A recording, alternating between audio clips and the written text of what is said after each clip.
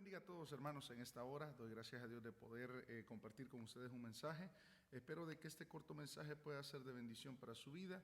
Y pues, como ustedes ya sabrán a esta altura, pues a mí amo a compartir la palabra del Señor. Quisiera leer un texto que he utilizado en diferentes ocasiones para predicar, pero pues espero en el nombre del Señor que podamos extraer algo en esta hora para bendición de la vida de cada uno. La palabra del Señor dice así en Efesios capítulo 3, verso 8 al 10. A mí, que soy menos que el más pequeño de todos los santos, me fue dada esta gracia de anunciar entre los gentiles el evangelio de las inescrutables riquezas de Cristo y de aclarar a todos cuál sea la dispensación del misterio escondido desde los siglos en Dios, que creó todas las cosas, para que la multiforme sabiduría de Dios sea ahora dada a conocer por medio de la iglesia a los principados y potestades en los lugares celestiales. Bien, Efesios, la carta de los Efesios, que fue escrita desde la cárcel de un encarcelamiento que tuvo el apóstol Pablo, es una de las cartas más profundas que podemos encontrar en la Biblia. Y ahora pues encontramos estos textos donde el apóstol Pablo está hablando acerca de un misterio escondido desde los siglos en Dios. Ahora, el apóstol Pablo se siente orgulloso de una manera bastante grande de poder ser él el que anuncie este misterio.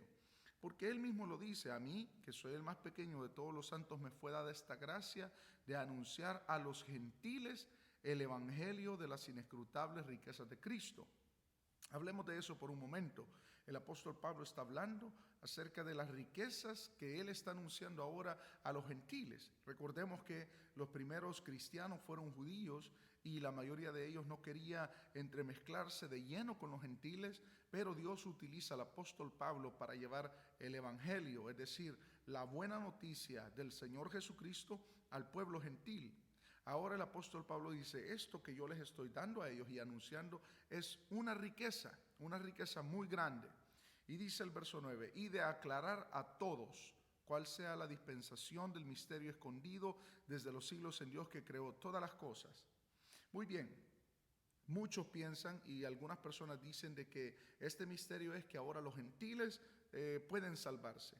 Pero va un poquito más allá de eso, porque si nosotros vemos en el Antiguo Testamento, hubieron gentiles que se salvaron. La salvación del pueblo gentil siempre estuvo en la mente del Señor. Si no, veamos una de las historias más conocidas en la Biblia, que es cuando Jonás llega a Nínive a predicar. Y su mensaje no fue tan elocuente, ni fue un mensaje de gracia, sino fue un mensaje de juicio. De aquí a 40 días el Señor destruirá todo esto. Pero el rey de Nínive escucha el mensaje, se arrepiente, como usted ya sabe, y hace ayuno, proclama ayuno para poder alcanzar el favor y la gracia de Dios. Ese es un modelo o un ejemplo de salvación de los gentiles en el Antiguo Testamento. Pero ahora el apóstol Pablo está poniendo un énfasis en algo más grande, y esto fue algo que chocó en la mente judía. Y es que el apóstol Pablo dice: el gentil y el judío están a un mismo nivel delante de Dios. Y esto era algo que el judío no podía entender. Si nosotros leemos el capítulo 9, 10 y 11 de Romanos, el apóstol Pablo hace alusión a la mente judía, cómo ellos creían de que eran un pueblo exclusivo, y lo fueron por mucho tiempo, pero ahora el Señor le da las mismas promesas y aún más grandiosas promesas al pueblo gentil, o más bien a todo aquel que cree en el Señor Jesucristo, sea gentil o sea judío. Le da grandiosas promesas, más grandes que las promesas que tuvieron en el Antiguo Testamento. Ahora el apóstol Pablo dice: este es el misterio, que el gentil está en un mismo nivel que el judío, si los dos creen en el Señor Jesucristo. Tienen promesas, tienen herencia en los cielos. Dios nos ha hecho sentar en lugares celestiales en Cristo. Ahora, en el verso 10 encontramos, y este es el mensaje que a mí más me gusta y uno de los textos bíblicos que por años yo siempre decía: ¿a qué se refiere? ¿Qué está hablando? Y es muy lindo cuando uno en la vida cristiana hay ciertos pasajes bíblicos que no son del todo claros para nosotros, pero llega un momento donde el Señor le aclara a usted y me aclara a mí el mensaje que Él nos quiere dar. Ahora, en el verso 10, la palabra del Señor dice, para que la multiforme sabiduría de Dios, es decir, la sabiduría de Dios que se revela en diferentes maneras, sea ahora dada a conocer por medio de la iglesia a los principados y potestades en los lugares celestiales. Esto es algo impresionante, algo que a mí me llena de gozo, de alegría, algo que Dios le ha dado a la iglesia del Señor Jesucristo. Dice, Dios a través de la iglesia manifiesta su sabiduría a los principados y potestades. Es decir, Dios da a conocer a los principados y potestades su sabiduría a través de la iglesia. Hablemos de esto un momento. ¿De qué manera la iglesia o Dios a través de la iglesia da a conocer a los principados y potestades? Y aquí hablemos de entidades espirituales, de seres espirituales, y todos sabemos, son ángeles y demonios. Está el reino de las tinieblas o el mundo de las tinieblas, y también está el mundo celestial, lo de Dios, el mundo de la luz. Pero bien, ¿a qué se refiere la palabra del Señor cuando está hablando acerca de dar a conocer su sabiduría a través de la iglesia a estas entidades espirituales o a los principados y potestades? Fíjense que cuando nosotros vemos la palabra del Señor nos damos cuenta de que el Señor Jesús abrió un telón, quitó un velo del mundo espiritual y dio a conocer el poder que había en Él, el poder que había para liberar endemoniados, para sanar enfermos. Y ahora ese poder, después de que Él resucita y asciende al cielo, se lo da a través del Espíritu Santo a los que creen en Él. La palabra del Señor acá dice, el apóstol Pablo lo habla, que a través de la iglesia el Señor manifiesta su sabiduría. Muchas veces, y aquí vamos a hablar ya en concreto y de cosas que se relacionan muy íntimamente a nosotros, y usted yo creo que se va a identificar. En primer lugar, veamos todos los ataques que los demonios hacen contra su vida, porque la iglesia, usted sabe, no es un conjunto de personas solamente, no son 4 paredes, la iglesia es usted que tiene el Espíritu Santo. ¿Cuántos ataques usted recibe como creyente, como pastor, como ministro, como alguien de Dios? ¿Cuántos ataques usted recibe? Y los demonios muchas veces tiran a matar, a destruir, a tratar de desquebrajar la estructura de una iglesia para que se venga abajo. ¿Y cuántas veces el Señor nos ha dado la victoria sobre esas cosas? La palabra del Señor nos revela que esa lucha viene no solamente en el Nuevo Testamento, sino desde el Antiguo Testamento. Satanás se levantó contra el pueblo del Señor y ahora no es de menos que se levante contra la iglesia de Cristo, que tiene el Espíritu Santo. Pero los demonios no saben de qué manera el Señor nos sacará en victoria.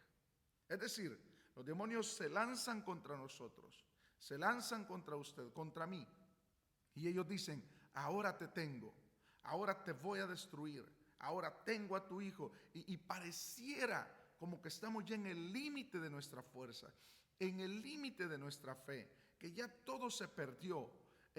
Hay gente desahuciada. El médico les ha dicho, ya no tienes remedio, te vas a ir a morir a tu casa, dile a tus familiares que vengan por ti.